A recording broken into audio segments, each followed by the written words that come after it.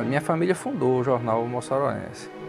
Eu sou, se não me falha a memória, a quinta geração da família Escócia no jornal Moçoroense. Na verdade, a família era Rocha Nogueira, os sobrenomes do fundador Jeremias da Rocha Nogueira, que em 1872, aos 17 de outubro, com a ajuda de José Damião de Souza Melo e Ricardo Couto, colocou o jornal em circulação. O jornal tinha uma linha de muito combate com a Igreja Católica, e não só com a Igreja, com o Partido Conservador, porque o líder do Partido Conservador em Mossoró era o vigário Antônio Joaquim Rodrigues, e Jeremias da Rocha Nogueira era um dos líderes do Partido Liberal. E o jornal tinha uma linha muito forte contra os jesuítas, porque o vigário Antônio Joaquim era jesuíta, e contra os conservadores. Jeremias era brabo, foi quem fundou o jornal. Mas por quê? Por causa da literatura dele, ele tinha conhecimento e não tinha como expandir. Aí ele fundou o jornal, ele e um português, José Damião de Souza Melo. Nasceu o filho, ele foi batizado na igreja. O padre era o padre Antônio Joaquim Rodrigues, o nome da praça. Aí o padre disse que não batizava, porque o pai era maçom e o padrinho também era maçom. Ora, Jeremias, brabo daquele jeito, leva o menino para a maçonaria.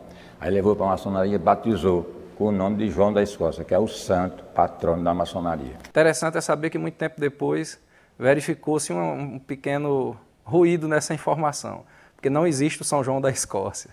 Era uma loja, São João é o padroeiro da maçonaria, e numa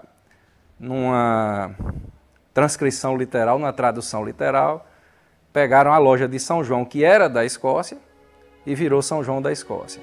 Agora, ele acusava demais. O governo, tudo, inclusive a igreja. Tem uma época que ele tornou o jornal anti-jesuítico.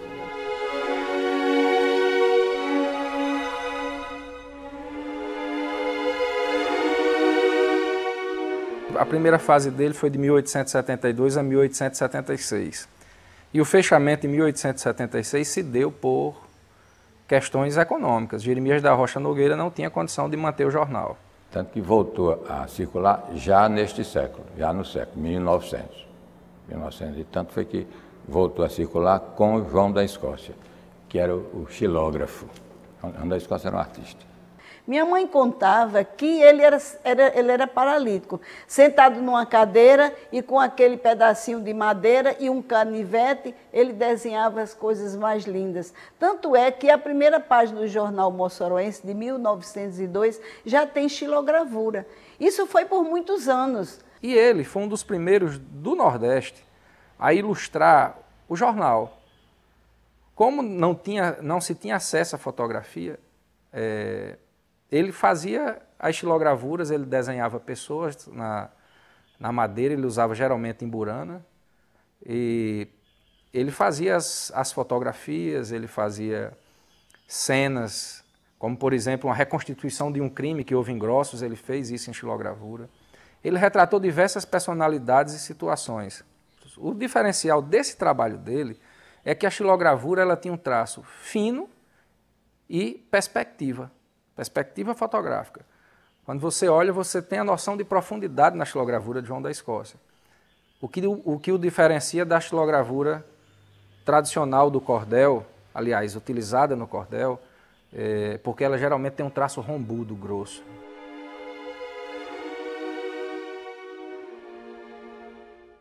Getúlio criou o DIP, Departamento de Imprensa e Propaganda. Era o órgão que fiscalizava toda a imprensa no Brasil. Aí então veio a ordem para o jornal só podia circular depois que fosse censurado por ele. Aí o jornal não aceitou, preferiu, porque aí era a ditadura. O jornal preferiu deixar de circular, fechou as portas. O nosso fechou e muitos jornais no Brasil fecharam porque não se submeteram à censura.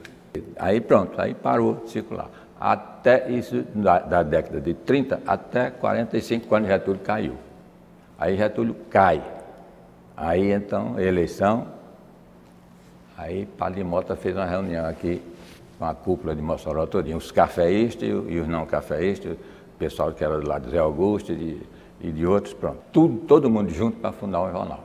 voltar para fundar o jornal, não falaram de Moçoroense. Aí quando foi na hora do nome, meu pai disse, o nome deve ser o Moçoroense. Aí não aceitaram. Os cafeístas não aceitaram, claro, né? Aí meu pai saiu da reunião do Padre Mota, aí disse, olha, eu vou voltar aqui, mas vou voltar com o nome, o jornal na rua com o nome de Moçoroense. E com pouco tempo depois ele montou o jornal e botou o jornal na rua de novo.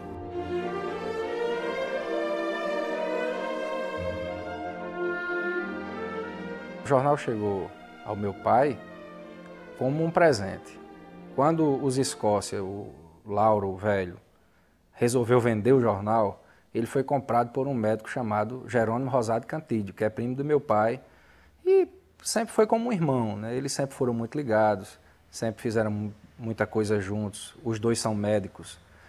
E eu não sei qual era bem a ideia de Rosado quando ele adquiriu o jornal Moçoroense, mas chegou um ponto que ele não aguentou mais, viu o tamanho do abacaxi e chegou para o papai e disse, está aqui de presente para você. O jornal vai ser seu a partir de agora. E eu perguntei, e sua família, sua esposa, seus filhos? Não, todos concordaram. Agora também não pense que é um presente de grego, não. Na hora em que você tiver dificuldades, pode me convocar que eu volto para ajudar na manutenção do jornal. Naquele tempo era mais difícil, muito mais difícil. Era feito letra por letra. Para fazer uma página de jornal, você começava a fazer letra por letra. O componidor era uma letra como um pau de fósforo, menor um pouquinho, a metade de um pau de fósforo. Na ponta tinha a letra pelo avesso, para poder dar, era negativo para poder dar positivo. Então, juntava tudo no componidor. O componidor era uma pecinha de metal que marcava, aí então ficava juntando linha por linha, letra por letra e linha por linha, até fazer o jornal todinho desse jeito. Dos tipos móveis, nós só viemos ter alguma modificação por volta da década de 50. Houve um aperfeiçoamento da utilização desses tipos móveis e foi introduzido com as linotipos a composição a quente. A linotipo é uma máquina interessantíssima, lindíssima inclusive. Ela é uma máquina grande, tem no canto um tecladozinho como uma máquina de datilografia, uma fornalha onde derrete o chumbo e várias caixas em cima com as fontes. À medida que o digitador ia datilografando ali, o datilógrafo na época, e à medida que ele ia datilografando, as formas iam caindo, formavam uma linha. Quando formava a linha inteira, ela jogava o chumbo. Isso aí já foi um avanço tecnológico enorme. Você tinha que escrever um título dentro de um local delimitado. Por quê? Porque aquele título ali ia para linotipo, que uma pessoa descia com os títulos todos na máquina de datilografia, a gente escrevia ali, eu pegava todas as páginas, tinha um título maior e um título menor, quer dizer, um tipo, né, que a gente chama. Então, depois de escrever tudo aquilo, aí descia, que era para a vovô, que inclusive ainda está lá, é um patrimônio do Moçoroense, ele ia juntar aquelas peças todas para poder passar na linotipo, para vir de lá para cá com essas páginas para fazer a colagem. Você pegava uma página e distribuía as fotos, escolhia as fotos, colocava ali, postava ali direito, e você ia colocar aqueles títulos. Então, eu tinha que escrever um título com 9 tópicos, ou com 10, quando era 3, ou com 23, ou com 32, mas tinha que ser tópicos, não podia fugir daquilo ali. E logo em seguida, as linotipos vieram uma máquina chamada Marinoni. Aí marcou a mudança de uma máquina manual, uma prensa manual, para um sistema mecanizado, embora ainda fosse tipográfico. Aí já, creio eu, lá para final da década de 60, começaram a comprar as offsets. Nessa época que eu assumi a direção do jornal, com a ajuda de Cid Augusto, da Escócia, que hoje está lá como diretor, nós implantamos lá um sistema de offset da época, que era um avanço naquele tempo. Hoje em dia está superado.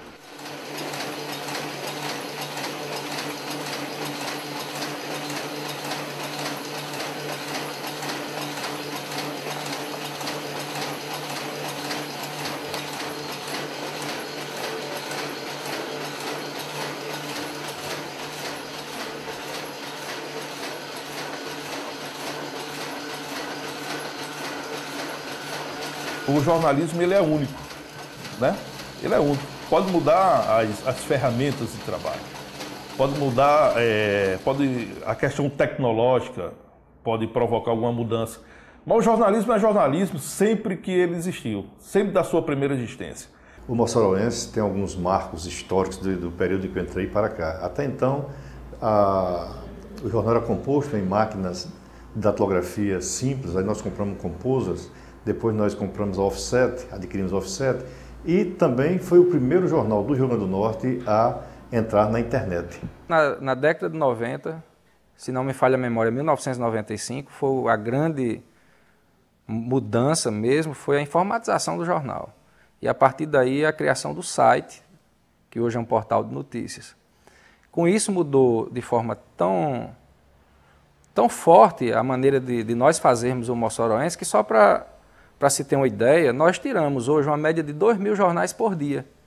E temos no portal um número de 35.000 acessos únicos por dia. E hoje nós conseguimos, creio eu, fazer um bom casamento entre o jornal impresso e o jornal online. No jornal online a gente dá as notícias mais imediatas, com mais brevidade, e no jornal impresso a gente aprofunda essas notícias.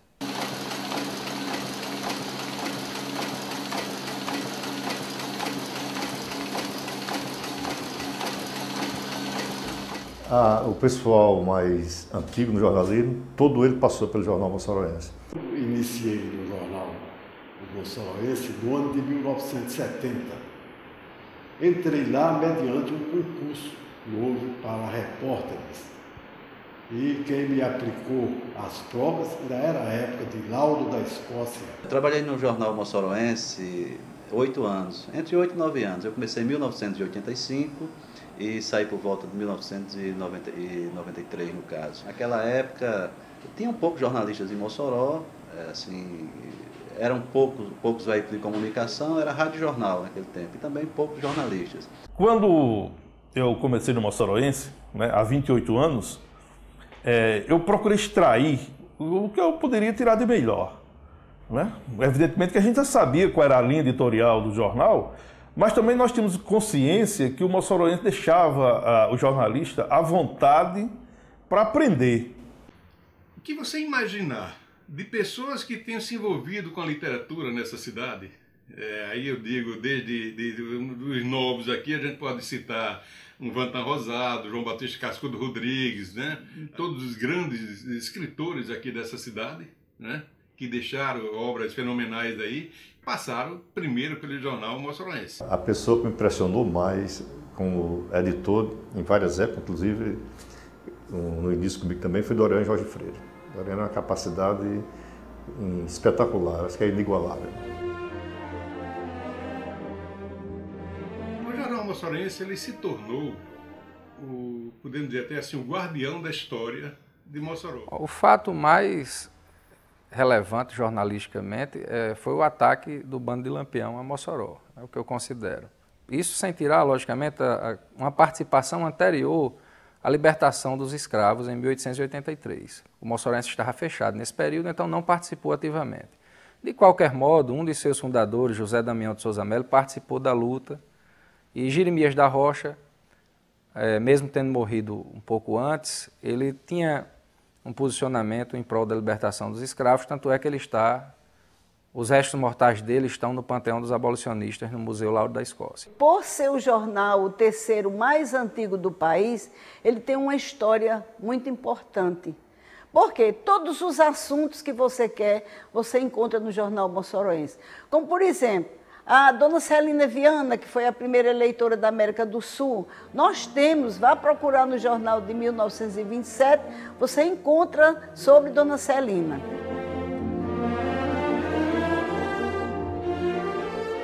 O motim das mulheres, o que houve foi o seguinte, foi na Guerra do Paraguai, a autoridade aqui veio a ordem para convocar os rapazes todinhos que estavam naquela idade, na idade de convocar, de ir para o serviço militar, né? Aí ela, Ana Rodrigues Braga, Ana Floriana, fez um movimento das mulheres, foram à delegacia de polícia, rasgaram as convocações que tinha lá dos rapazes para levar para a guerra e terminaram vencendo, os rapazes não foram para a guerra. Elas ganharam a parada. Olha, o maior furo que o Jornal Mossorense cobriu até hoje é aquela história da entrevista com o cangaceiro de Araraca, né, que foi depois da história do ataque aqui à cidade de Mossoró. Ele foi capturado e preso aqui por uma semana. E nesse período, Lauro da Escócia, que estava à frente do jornal nessa época, ele conseguiu furar o bloqueio e fazer uma entrevista com o cangaceiro. E pela primeira vez, um cangaceiro dava entrevista para um jornal. A entrevista com Jararaca rendeu, na época, uma tiragem recorde até hoje. Foram 2 tiragens, segundo Lauro da Escócia conta em seus livros, de 5.000 exemplares cada um. Eu nunca tive notícia na história do jornal Mossoroense de uma tiragem tão grande quanto essa de 10.000 exemplares. E por todos esses anos, ele vem sendo o transmissor do que acontece nessa cidade aqui no dia a dia de seus diversos períodos. Desde quando era semanal, mas ele abrangia todo acontecimento da semana, né? Então, se a gente praticamente ele tem o mesmo tempo de existência da cidade de Mossoró.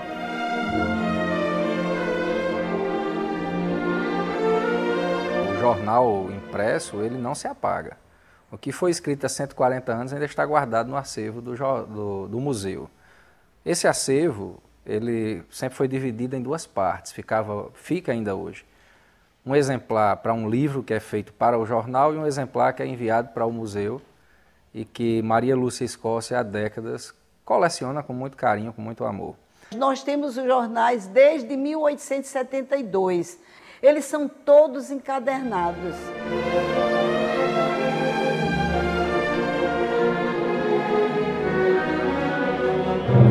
A importância do jornal Mossoroense é tanta que o registro de boa parte da história de Mossoró, do Rio Grande do Norte e do Brasil, que não tem em lugar nenhum, tem nas páginas do Mossoroense. Eu acredito que até pela tradição, o jornal tem uma identidade muito grande aqui com a cidade de Mossoró. E por isso faz parte da própria vida, do cotidiano da cidade aqui de Santa Luzia. Uma paixão muito grande. Todos nós somos extremamente apaixonados pelo jornal. E tem uma frase interessante de um padre chamado Manuel Barreto, que ele dizia que enquanto houver um descendente de João da Escócia, o moçoroense continuará vivo. E eu acredito que seja mais ou menos assim. O principal desafio é avançar nessa questão das novas tecnologias.